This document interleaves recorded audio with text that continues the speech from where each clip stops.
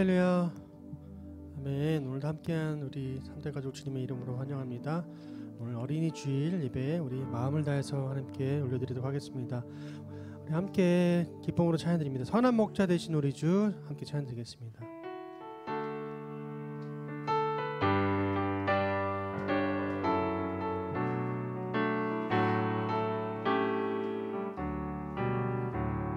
선한 목자 되신 우리 주 항상 인도하시고 푸른 풀밭 좋은 곳에서 우리 먹여주소서. 선한 목자 구세주여 항상 인도하소서. 선한 목자 구세주여 인도하소서. 양의 문이 되신 예수여 우리 영접하시고 길을 잃은 양의 무리를 항상 인도하소서. 선한 목자 구세주여 기도 들어주소서. 선한 목자 구세주여 기도 들어주소서. 흠이 많고 약한 우리를 용납하여 주시고 주의 넓고 크신 은혜로 자유 얻게 하셨네. 선한 목자 구세주여 지금 나아갑니다.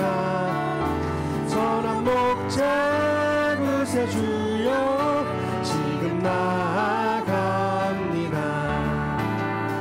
일찍 주의 뜻을 따라서 살아가게 하시고 주의 크신 사랑 베푸사 따라가게 하소서.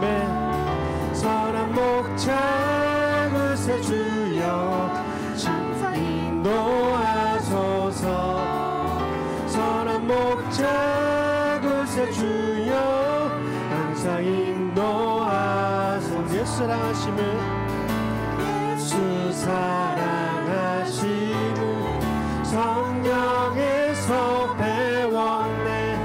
우리들은 약하나 예수 권세만 도담에 날 사랑하시 날 사랑하시 날 사랑하시 성경에 쓰였네. 나를 사랑하시고 나의 죄를 다 씻어 여시고 들어가게 하시네.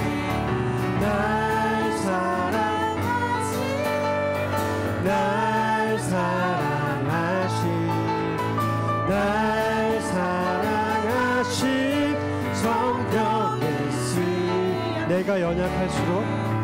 내가 연약할수록 더욱 귀히 여기사 높은 보좌 위에서 낮은 나를 보시네. 날 사랑하시 날 사랑하시 날 사랑하시 성경에 쓰여 세상 사는 동안에 세상 사는 동안에 나와 함께 하시고 세상 떠나가는 날 천국 가게 하소서. 날 사랑하시 날 사랑하시 날 사랑하시 성경 3절 내가 연약할수록 더욱 귀히 여기사 높은 보좌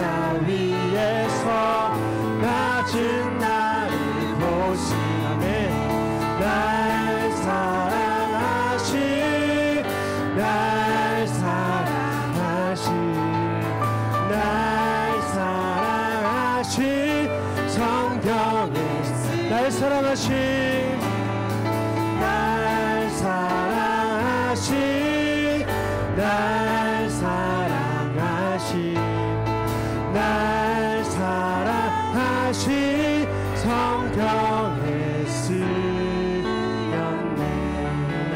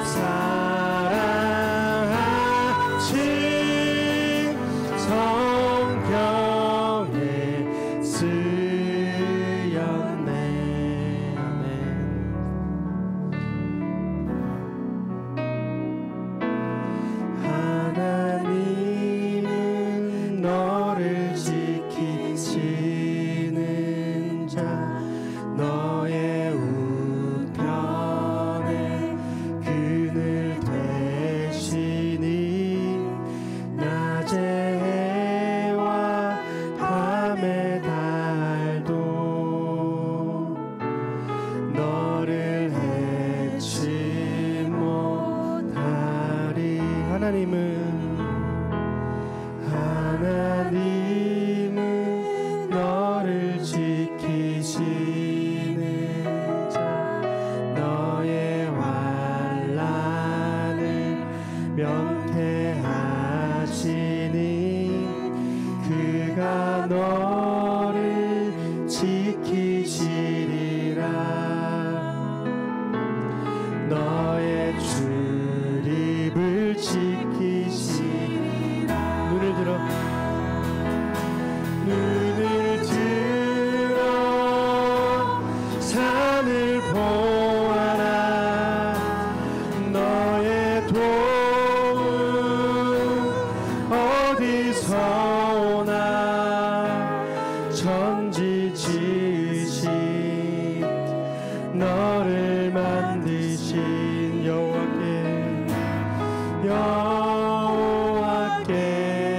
우리 한 번 더 고백하며 찬양드립니다. 하나님은 너를 지키시는 자.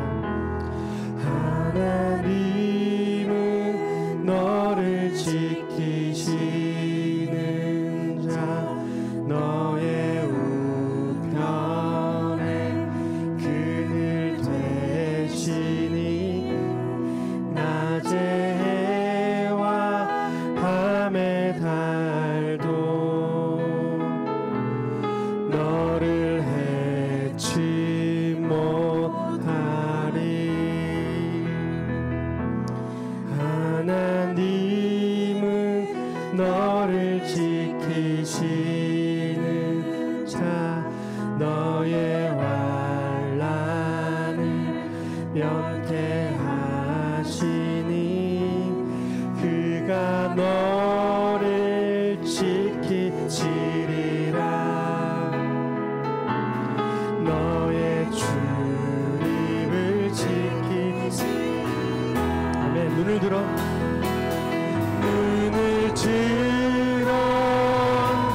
산을 보아라. 너의 도움 어디서 오나. 천지 지으신 너를 만드신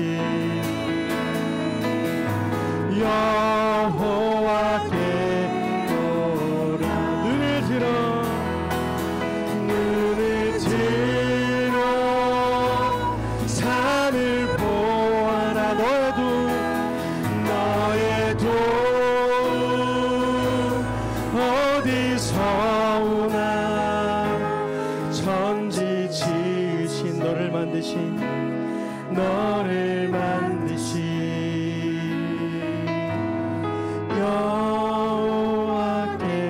여호와께로다. 한없이신 사랑으로 언제나 우리를 지키시고 보호하시며 또 도우시는 우리 여호와 하나님 한 분만 의지하며 계속해서 찬양했으면 좋겠습니다.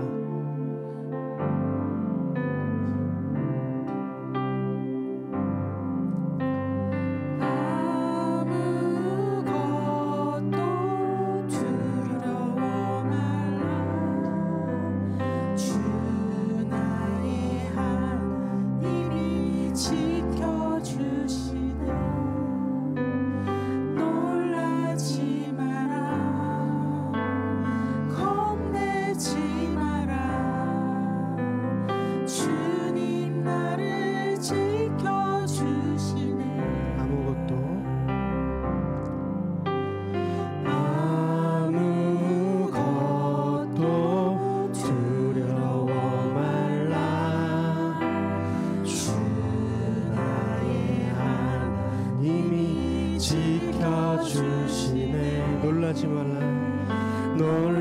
놀라지 마라 겁내지 마라 주님 나를 지켜주시네 아멘 내 맘이 힘에 겨워 지칠지라도 주님 나를 지켜주시네 세상의 오만 풍파 몰아칠 때도 주님 나를 지켜주시네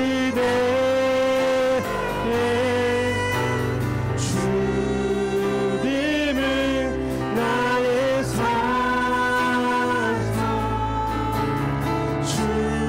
주님은 나의 요새 주님은 나의 소망 나의 힘이 되신 여호와 내 맘이 힘에 겨워 내 맘이 힘에 겨워 지칠지 주님 나를 지켜주시네 세상의 오만 풍파 몰아칠 때도 주님 나를 지켜주시네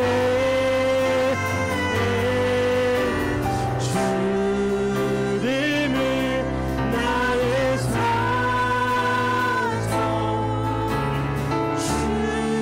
주님은 나의 요새 주님은 나의 소망 나의 힘이 되신 여호와 주님은 나의 산성 주님은 나의 산성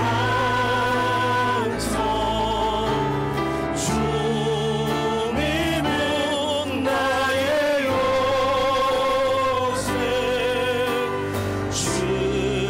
주님은 나의 소망 나의 힘이 되신 여호와 예, 오늘부터 5월 한 달 동안은 가정의 달을 맞아서 각 주간의 주제에 맞추어서 성경 안에 있는 하나님의 말씀을 함께 상고하려고 합니다. 아무쪼록 5월 가정의 달을 맞아서 우리 3대 가정 모든 가정마다 하나님의 은혜와 복이 가득하길 바라고요. 무엇보다도 신실한 하나님을 믿는 믿음이 가정 대대로 자녀들에게 전수되어 이 땅에 하나님의 나라를 이루어가는 주인공으로 여러분과 여러분의 자녀가 세워져 갈 수 있기를 주의 이름으로 축원해 드립니다. 여러분, 오늘 어린이 주일을 맞아 우리가 함께 살펴볼 하나님의 말씀은 성경 맨 앞을 열면 창세기가 나오고 창세기 다음 이어지는 책이 바로 출애굽기의 말씀입니다. 출애굽기는 창세기 말미에 이집트로 내려간 야곱의 70인의 가족들이 대략 400년이라는 시간이 흘렀을 때 이스라엘이라는 민족을 이루게 되었고, 그와 같이 나라와 민족을 이룬 이스라엘 민족이 어떻게 애굽에서 나오게 되었는지, 이것을 줄임말로 하면 출애굽이라고 말하는 거죠. 물론 이집트를 가리켜 애굽이라고 말하는 나라는 세계에 유일하게 우리나라밖에 없어요. 이집트라고 말해 놓으면 좋은데, 이게 이제 불신자들이 교회 오고 나면 자꾸 목사님이 애굽왕 바로 이러니까 도대체가 애굽이 뭔지, 바로는 바로 세워진 왕인지 헷갈리는 경우가 많은데, 바로는 파라오를 말하고, 그죠? 이집트 왕의 통칭이잖아요. 애굽은 이집트를 말합니다. 출애굽기는 한마디로 말하면 나라와 민족을 이루게 된 이스라엘 민족들이 어떻게 이집트에서 하나님의 전적인 은혜로 탈출되어 나오게 되었는지에 대한 내용을 기록하고 있는 말씀입니다. 특별히 그 가운데 오늘 본문인 출애굽기 2장은 당시 이집트의 노예로 전락해 고통받고 있었던 이스라엘 민족을 구원하시기 위해 하나님께서, 한번 따라합시다. 한 가정을 택하셨다. 한 아이를 준비하셨다.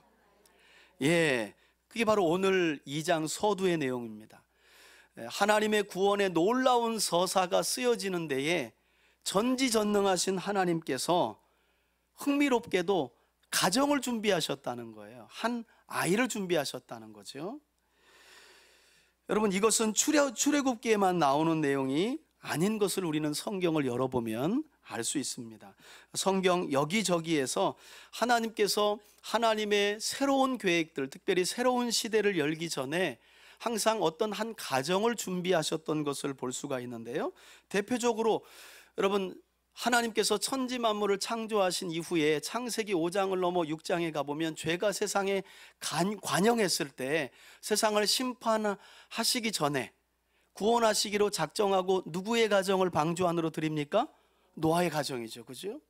예, 물론 그거보다 거슬러 올라가면 하나님은 교회보다 우선하여 한 남자가 부모를 떠나 한 여자를 만나 가정을 이루도록 하셨다는 거예요. 그러니까 하나님의 놀라운 구원 역사의 시발점은 가정이었다는 거예요. 가정.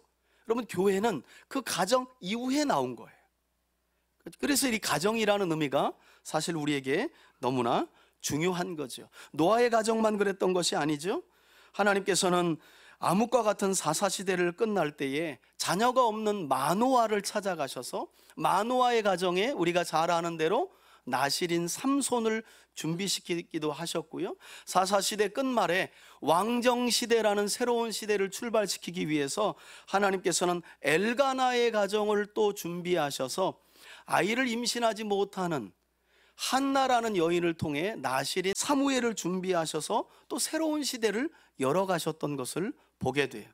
여러분, 이처럼 우리 하나님은 새로운 시대를 열어가기 위해 어떤 한 가정을 준비하셨는데, 저는 오늘 본문의 말씀을 구체적으로 상세히 저와 여러분들이 살펴보기에 앞서서 이 자리에 있는 우리 3대 가족들의 가정 역시도 마침내 이 땅에 임하게 될 하나님의 나라라는 새로운 시대를 열어가기 위해 저와 여러분들 그리고 우리 가정을 하나님이 예비하시고 준비하고 계시다는 사실도 말씀 가운데 확신할 수 있기를 주의 이름으로 축원해 드립니다. 성경을 많이 읽은 분들이 착각하는 게 뭐냐면, 이 사람은 뭔가 특별함이 있으니까, 이 가정은 뭔가 하나님의 특별함이 있으니까 라고 생각해요. 그렇지 않아요. 그래서 조금 이따 설명드리겠지만 그 위대한 하나님의 사람 모세가 준비되는데 모세의 엄마 아빠 이름도 안 나와요. 너무나 평범한 가정이었어요. 한번 따라 합시다. 그게 바로 우리 가정입니다. 여러분이 설교를 들으시고 난 뒤에 그렇게 와닿으면 좋을 것 같아요. 그게 바로 저입니다. 아멘, 아멘. 옛날 옛적 이야기가 아니거든요, 성경은. 자, 그렇다면 믿음의 조상 아브라함에게 약속하신 대로 큰 민족을 이루게 된 이스라엘 백성들을 애굽에서 구원하시기 위해 곧 출애굽이라는 새 시대를 열어가기 위해 하나님께서 어떤 가정을 준비하셨느냐, 1절부터 나오는 거죠. 1절을 함께 한번 보겠습니다. 이스라엘의 12지파 가운데 레위 가족 중 한 사람이 가서 레위 여자에게 장가들어, 이렇게 시작하죠. 여러분, 레위 지파 하면 야곱의 셋째 아들이거든요. 그런데 흥미로운 내용은 총리가 된 요셉을 통해 내려간 야곱과 70명의 가족이 결국 400년이 지나 히브리 민족, 이스라엘 민족이 된 것인데, 앞선 역사를 보면 애굽으로 내려가서 이 야곱이 죽기 전에 12아들들을 축복하며 유언을 하게 되는데, 유일하게 두 아들에게는 저주를 하고 야곱이 죽어요. 너희들은 너무 폭력적이야. 너무너무 폭력적이야. 그래서 저주를 받을 거야. 저주라는 말이 2번 나와요. 그 아들들의 이름이 누구였냐면 이 야곱의 둘째 아들이었던 시므온과 셋째인 레위였습니다. 여러분, 그러니까 400여 년 전에, 지금 출애굽 사건이 있기 400여 년 전에 이 레위와 그의 후손들은 그의 조상인 야곱에게 저주를 유언으로 받았던 사람들이었다는 거예요. 너무 폭력적이었기 때문에.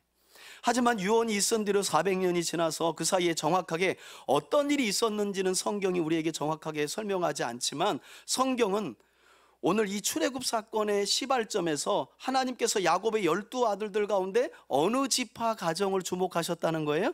레위 지파를.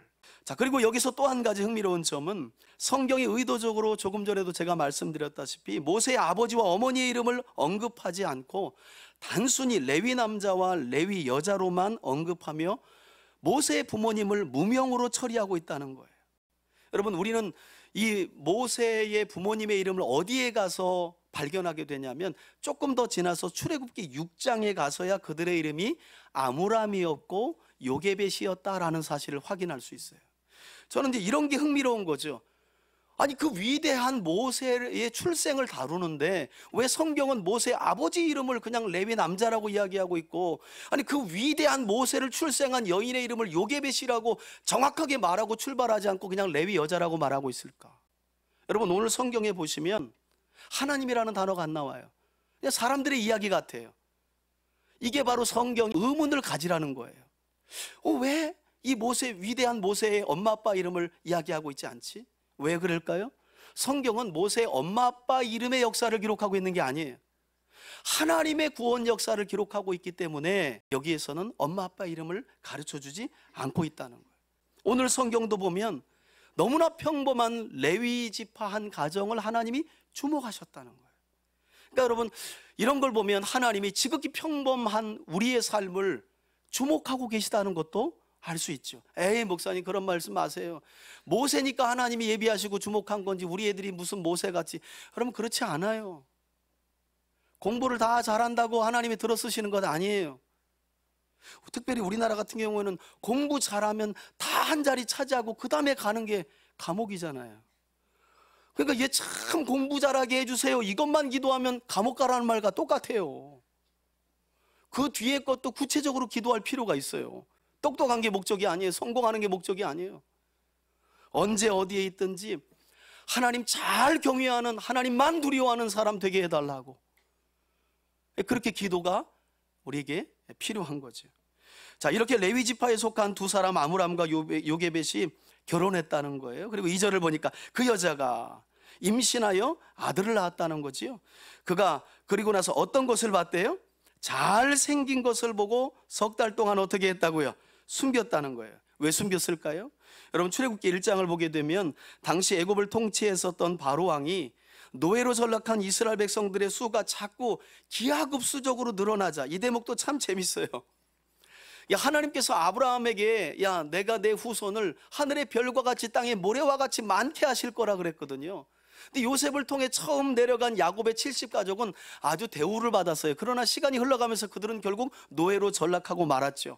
노예로 전락하고 만 것이 아니라 숫자가 너무 늘어나니까 어느 기점에서는 이집트를 다스리던 바로 왕이 야 이러다가 우리가 전쟁을 하러 군대를 출동시킨 사이에 히브리 민족이 반역을 일으키면 이거 나라가 점령당하겠네 하고 기하급수적으로 늘어나는 이스라엘 민족을 멸절시키려고 바로왕이 어떤 명령을 내렸냐면 남자아이를 낳으면 모조리 죽여라, 이런 명령을 내렸기 때문에 이 아므람의 아내 모세의 어머니인 요게벳이 아이를 낳자마자 몇 개월간이요? 3개월간 숨길 수밖에 없었다는 거예요. 여러분 이 숨김도 단순한 모성애가 아니라고 나중에 성경에 보면 기록이 돼 있어요. 단순한 모성애가 아니라고. 여기서 한 가지 주목해 봐야 할 것은 여러분 성경을 보면 요게벳이 자신에게서 태어난 아이가 어떤 것을 보고 몰래 숨겼다는 거예요. 잘생긴 것을 보고 3개월간 숨겼다는 거예요. 그러면 못생겼으면 어떻게 하려고 그랬어? 이런 의문이 나와야 정상인 거 아니에요. 그러니까 성경이 그냥 넘어가면 아무 의미 없는 거예요. 잘생긴 것을 보고. 그런데 참 희한한 건 제가 이전에 이마트를 갔는데 웬 애가 정말 나는 신생아가 원숭이 같이 생긴 건 처음 봤어요. 근데 그렇게 아빠 얼굴에서 꿀이 떨어지는 거야. 야 이건 뭔가 마술이 있구나. 여러분 자식 사랑은 그래서 주관적이라는 말을 하잖아요. 나는 얘가 진짜 제가 원숭이인가 사람인가 이렇게 의문이 드는데 그냥 그 아이를 보는 아빠 얼굴에서는 꿀이 떨어지는 거예요. 여러분 자기 자식이 객관적으로 보이잖아요. 그 아이 키울 사람 없어요. 너무나 주관적으로 보이도록 하는 것도 하나님 은혜인데 그럼 이게 그런 의미인가? 자기 새끼니까 보고 아유 정말 내 새끼 잘생겼다 이런 의미인가? 근데 그렇게 보기에는 그럼 못생겼으면 어떻게 할 뻔했는데 그럼 갖다 버렸다는 건가? 바로왕의 명령대로 이 아이를 키우지 않고 숨기지 않고 버렸다는 건가? 뭔가 이상하잖아요. 여러분 이럴 때는 성경은 성경으로 해석하게 두는 거예요. 여러분 모세의 출생 이야기가 이때 끝나는 것이 아니라 이때로부터 1500년이 지나가지고 신약 성경에 보면 이때의 일을 아주 간략하게 신약 성경을 기록한 히브리서 기자가 이때의 사건을 한 절로 조리고 있어요.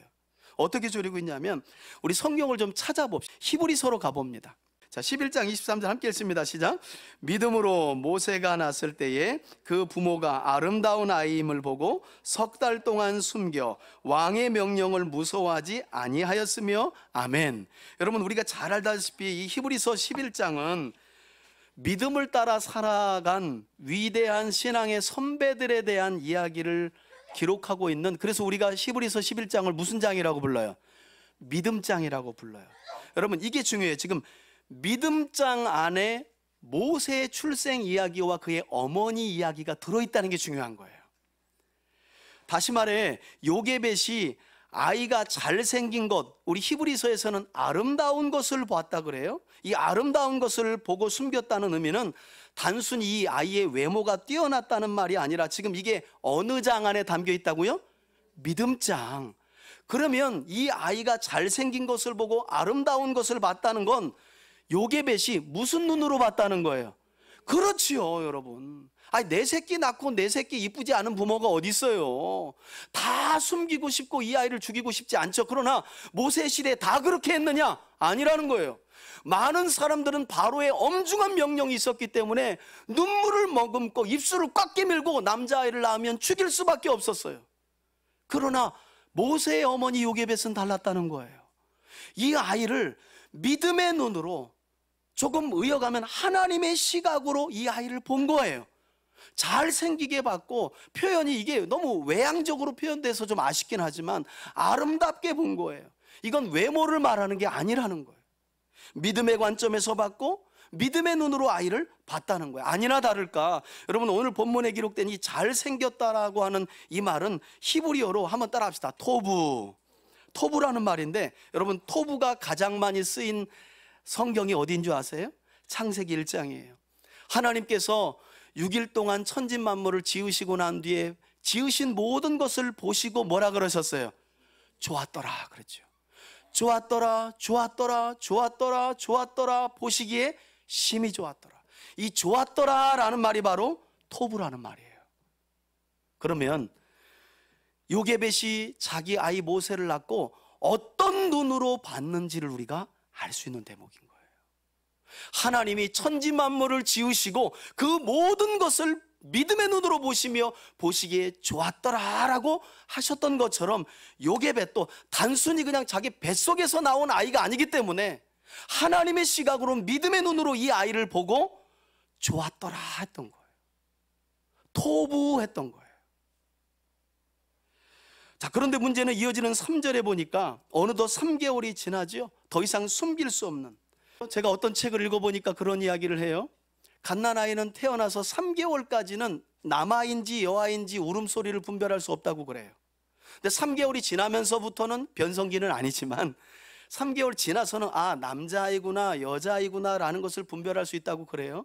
어떤 학자들의 이야기를 들으면 뭐 그래서인지는 알 수 없지만 이제는 더 이상 요게벳이 한계에 다다랐어요.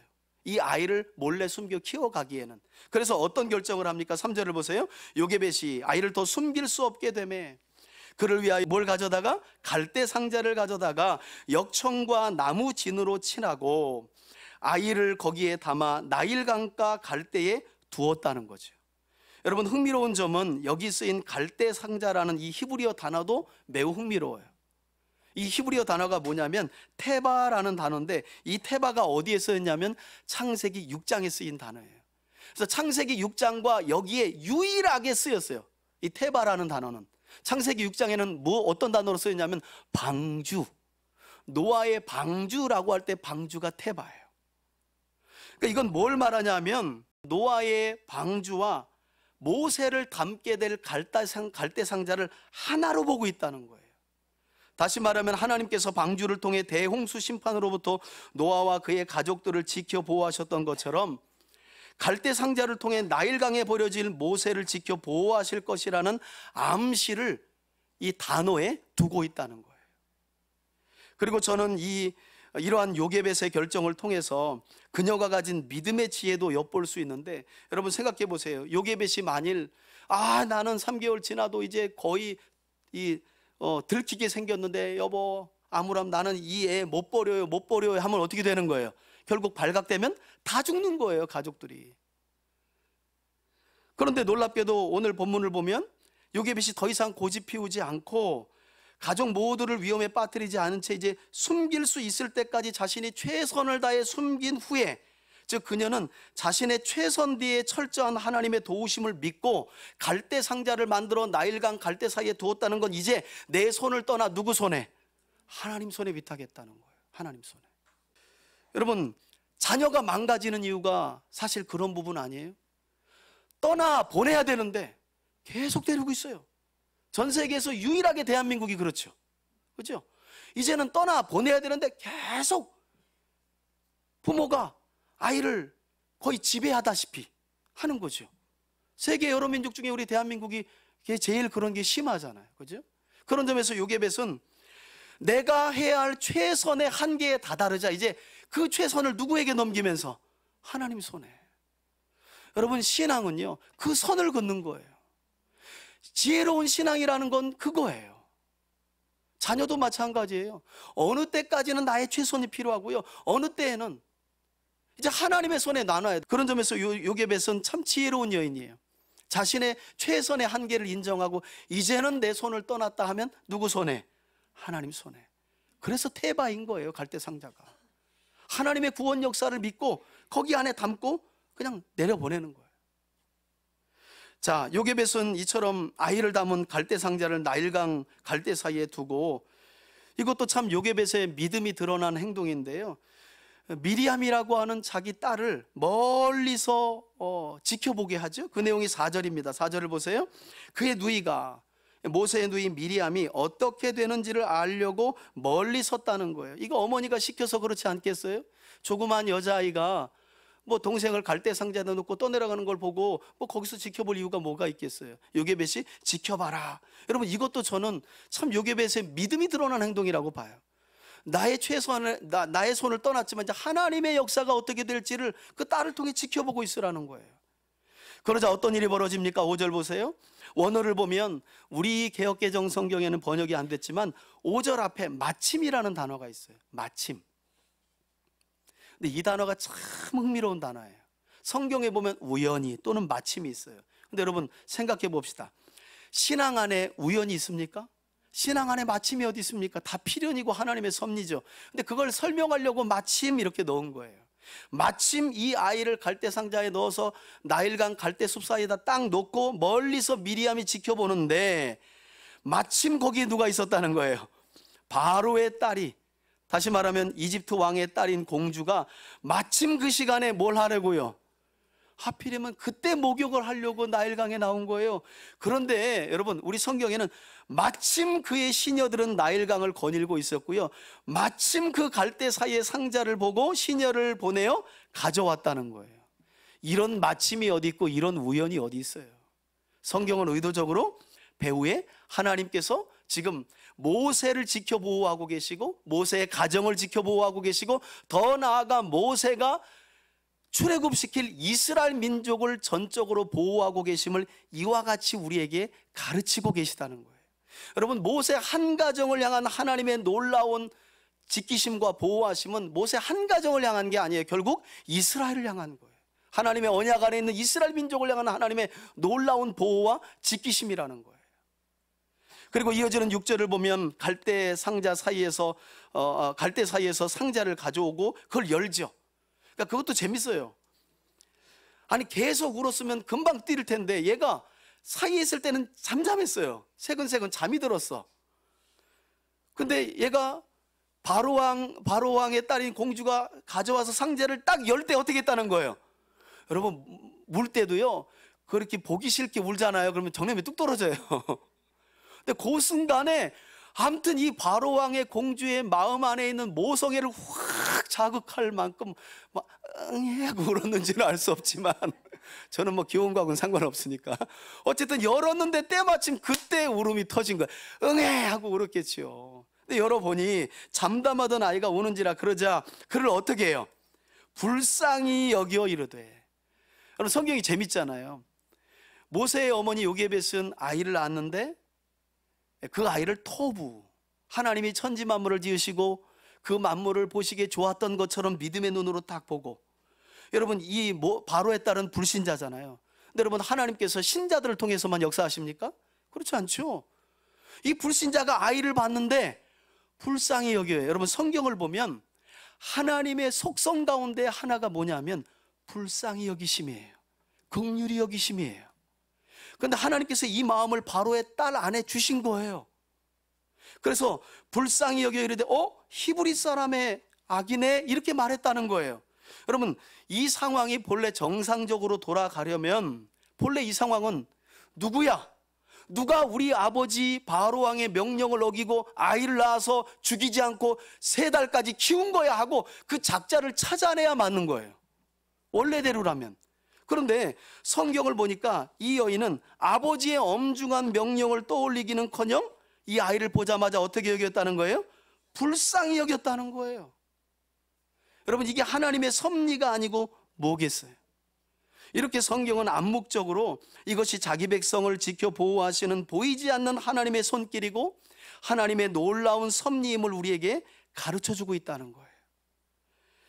저는 저와 여러분뿐만 아니라 믿음의 가정으로 세우시고 여러분들에게 기업으로 주신 여러분들의 자녀들을 향한 하나님의 이와 같은 세심한 보호와 인도하심도 동일하다는 사실을 저와 여러분들이 믿고 감사할 수 있기를 주의 이름으로 축원해 드립니다. 네. 자, 이렇게 바로의 공주가 우는 아이를 보고 측은히 여기던 그때에 그 아이를 지켜보던 이제 미리암의 역할이 나오죠. 여러분 7절에 보니까 이 아이가 자기 동생 모세를 보고 측은히 여기는 바로의 딸을 보고 어떤 제안을 하게 되냐면, 그의 누이가 바로의 딸에게 이르되 내가 가서 누구를 위하여, 저는 이 대목도 이해가 안 가요. 당신을 위하여 히브리 여인 중에 유모를 불러다가 이 아이에게 젖을 먹일까요? 여러분 지금 지 동생을 젖 먹이는 일이 왜 바로의 딸을 위한 일이 됩니까? 웃기잖아요. 당신을 위하여 젖 먹이, 여러분 젖 먹이는 여인이 뭐 젖이 아무 때나 나옵니까? 이제 막 아이를 출생한 여인이어야만이 나오는 거예요. 그런데 이 미리암이 뭐라 그러냐면 그런 여인을 불러다가 이 아이를 당신을 위하여 젖을 먹일까요? 그래요. 여러분 이 내용을 보면 어느덧 바로 왕의 딸은 모세의 심적인 어머니가 되어버린 거예요. 이거 누가 만든 거예요? 하나님이. 그러니까 참 하나님의 역사라는 게 우리의 논리나 이성을 뛰어넘어요. 참 안 될 것 같은데 이 종이장 같은 사람의 마음을 그냥 한순간에 싹 바꿔버리면 이거 죽여야 할 아이가 내 새끼처럼 여겨지는 거예요. 여러분 이게 놀라운 하나님의 섭리라니까요. 그래서 바로의 딸은 8절에서 어떤 대답을 미리암에게 내놓느냐, 바로의 딸이 그에게 말하죠. 가라. 그러면서 그 소녀가 가서 아이의 친어머니 누구를요? 결국 모세의 친엄마 요게벳을 불러온 거예요. 그리고 9절에 보니까 바로의 딸이 그에게 이르되 이 아이를 데려다가, 여기서도 보니까 바로의 딸이 뭐라 그래요? 나를 위하여 젖을 먹이래.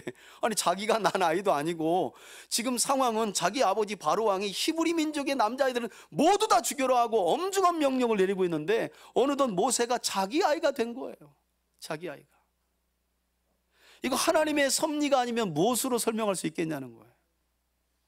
나를 위하여 젖을 먹이라, 내가 그에게 삭슬 주리라. 그리하여 여인이 아기를 데려다가 어떻게 해요? 젖이 끊어질 때까지는 아이를 먹인 거예요. 이때가 뭐 보통 보면 유대인들은 한 3살까지라고 봐요. 3살까지. 이때까지 모세를 키운 거예요. 여러분 이렇게 해서 요게벳은 자신이 낳은 아이를 모유 수유하고 인류 최초로 수유 장려금을 받는, 양육비까지 수유 장려금을 받는 혜택을 누리게 된 거예요. 믿음의 눈으로 아이를 봤는데, 여러분 지금 3,400년이 지났는데 지금 어떤 혜택 나와요? 이제 뭐 유치원 보조 조금 나오고 아이 나오면 지역마다 그것도 다 달라요. 뭐 평택에서는 100만 원 나온다면서요.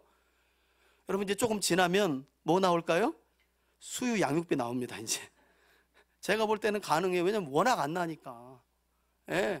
이거는 모유 수유하고 젖 주는 것도 엄청나게 비싸요. 애 아프다 보면 기저귀 가는 것도 기저귀 값 장난이 아니거든요.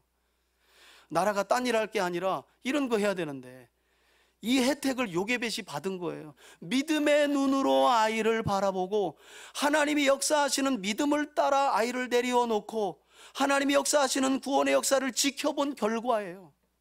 세상에서 자기 아이 모유 수유하고 양육비 받은 여자 있으면 나와보라 그래. 요게벳이 처음인 거죠. 그러니까 하나님 말씀에 순종하고 믿음을 따라 살면 생각지 않은 혜택을 받아. 자, 성경은 이처럼 레위 지파에 속하는 한 가정과 바로의 딸 사이에 있었던 이 사건을 마무리하면서 10절에 어떻게 결론을 짓느냐, 그 아이가 자라매 결국 이제 젖을 뗄 때가 된 거죠. 결국에는 요게벳은 약속대로 바로의 딸에게 이 아이를 데려갑니다. 모세를 데려가니 그가 그의 아들이 되니라. 그리고 그가 그의 이름을 드디어 뭐라고요? 모세라고 하여 이르되, 모세의 이름이 뭐라고요? 이는 내가 그를 물에서 건져내었습니다. 여러분, 모쉐라는 말이 모가 물이라는 말이고요, 쉐라는 말이 건져냈다는 말이에요. 그래서 물에서 건져낸 자라는 이름을 가진 모세라는 이름이 비로소 여기서 지어지게 된 거예요.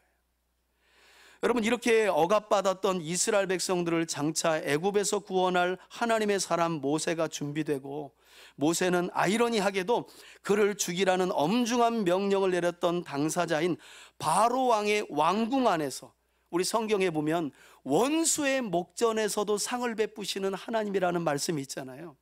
이게 상황이 얼마나 아이러니해요.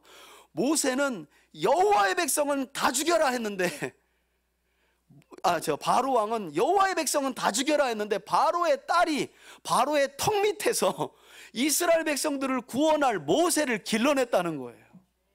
하나님은 구원이시다. 하나님 살아계신 거예요. 하나님이 이처럼 놀라운 역사를 한 레위인 가정에, 이 평범한 가정에 태어난 모세를 통해 준비하셨다는 거예요. 여러분, 서두에도 제가 말씀드렸다시피 평범한 레위 사람 아므람과 요게벳의 가정에서 이스라엘 백성들을 구원한 하나님의 사람 모세가 준비되었다고 말씀을 드렸잖아요. 그리고 오늘 본문에는 말씀드린 것처럼 하나님이라는 단어가 하나도 안 나와요. 더 재미있는 것은 온통 여자들만 나와요. 1장에 보면 바로의 엄중한 명령이 내렸을 때 히브리 남자 아이들을 살린 두 여인의 이름이 나오죠. 십부라와 부한가? 그죠? 나와요. 두 여인이 나와요. 여기서도 보면 전부 다 누구만 나와요? 여인들만 나와요. 아니, 하나님이 놀라운 일을 행하시려면 위대한 한 남자를 택하시고 어떤 일을 하시지, 왜 구원의 역사를 이루어갈 모세를 준비하는 과정 중에 전부 다 여자만 들어 쓰시냐는 거예요. 이건요, 하나님의 전능하심을 거꾸로 드러내려는 성경의 기록 방법이에요. 이렇게 평범하고 힘이 없고 연약하고 보잘것없는 그 당시로 보자면 여인들을 통해 하나님은 장차 이스라엘을 구원할 구원자를 준비하시고 세워 가셨다는 거예요. 하나님은 전지전능하시기 때문에. 바라기는 비단 하나님의 사람으로 준비된 모세만이 아니라 이 자리에 있는 여러분과 여러분 가정에 주신 자녀들을 또한 동일하신 하나님의 전적인 은혜의 보호 아래 있다는 사실을 여러분 모두가 다시 한번 확신할 수 있기를 바라고요. 여러분, 아이고 우리 애가 교회 안 나오는데, 좀 그런 생각하지 마세요. 여러분, 교회 안 나온다고 나는 교회 나오니까 하나님이 지키시고, 여기 나가면 손을 쫙 거가지고 여 밖에 있으면 안 지키십니까? 그렇지 않아요. 아브라함을 생각하시고 조카 롯과 그의 모든 가족들을 구원하신 분이 하나님이신 줄 믿습니다. 지금 안 믿더라도 여러분들을 먼저 부르셨다는 건 하나님의 철저한 구원의 계획이 있고, 지금도 여러분 자녀들은, 여러분 가족들은 하나님의 보호하심 안에 있는 줄 믿으시길 바랍니다. 하나님이 반드시 그 일을 이루실 거예요. 문제는 그걸 믿는 우리의 믿음이 중요한 거예요. 예. 나는 뭐 믿었으니까, 여러분 그러면 안 돼요. 나를 먼저 부르신 건 내 뒤에 가족들과 자녀들을 하나님이 구원하시기 위한 계획이 있는 거예요. 그걸 우리가 확신해야 돼요. 저는 동일한 은혜와 보호하심이 저와 여러분들 뿐만 아니라 우리 자녀들에게도 있다는 사실을 저와 여러분들이 다시 한번 확신할 수 있기를 바라고, 모세의 어머니 요게벳처럼 세상 왕을 두려워하지 않고 만왕의 왕이신 하나님만을 경외하는 믿음을 여러분들의 자녀들에게 전수하면서 여러분 가정과 자녀들이 이 시대의 모세로, 여러분 이렇게 준비된 가정에서 준비된 아이로 자라간 모세가 이스라엘을 구원해내는 일을 하잖아요. 그러면 저와 여러분들의 가정이 이 아므람과 요게벳의 가정 아니겠어요? 우리 가정에 주신 자녀들이 제2의 모세로 이 시대의 모세가 되기를 하나님이 기대하지 않으시겠어요? 하나님의 말씀을 따라 신실하게 살아가며 하나님 나라를 이루고 살아계신 하나님을 드러내는 사람이 모세인 거예요. 저는 그런 모세를 준비하는 가정이 저와 여러분들의 가정이 되기를 바라고, 저와 여러분들의 가정 안에서 이 시대 하나님의 구원 역사를 이루어가는 제2의 모세, 제3의 모세가 잘 준비되어서 자라가기를 바라고, 그런 여러분들의 자녀를 통해 하나님의 놀라운 구원 역사가 이루어지기를 주의 이름으로 축원해 드립니다.